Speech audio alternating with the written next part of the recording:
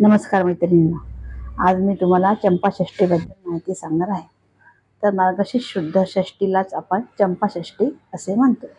चंपाषष्ठीपासून आपण कांदे वांगे खायला सुरुवात करतो आणि चातुर्मासापासून आपल्याला कांदे वांगे बंद होतात. तर ते एकदम चंपाषष्ठीपासूनच सुरू होतात.